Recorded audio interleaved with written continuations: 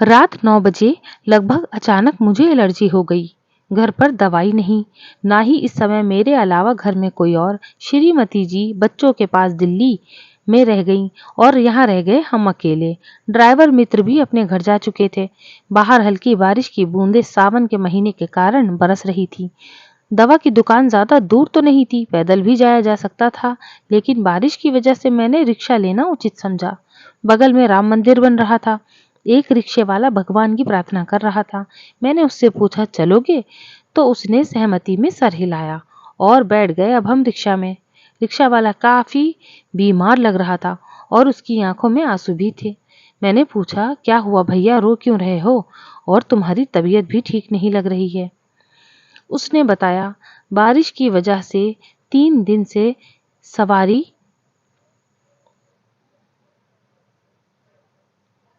नहीं मिली और वो भूखा है, बदन दर्द भी हो रहा है।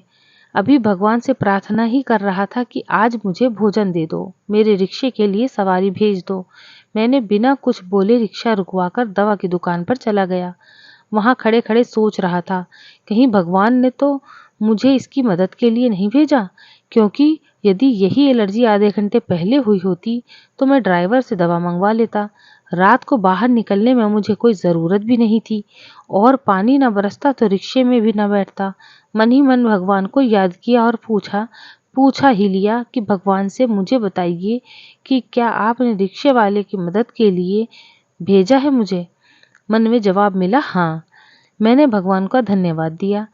अपनी दवाई के साथ रिक्शे वाले के लिए भी मैंने दवा ले ली। बगल के रेस्टोरेंट से छोले भटूरे पैक करवाए और रिक्शे पर आकर बैठ गया। जिस मंदिर के पास से रिक्शा लिया था, वहीं पहुंचने पर मैंने रिक्शा रोकने को कहा। उसके हाथ में रिक्शे के 30 रुपए दिए, गरम छोले भटूरे का पैकेट और दवा देकर बोला, खाना खाकर ये दवा खा लेना।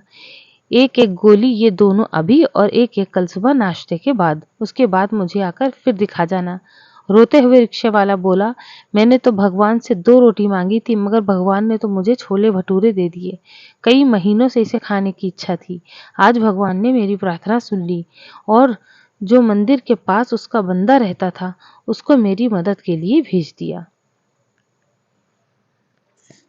तो इसी तरह की और भी मज़ेदार कहानियों के लिए मेरे चैनल को सब्सक्राइब करें, वीडियो को लाइक करें और हाँ, कमेंट करना ना भूलें।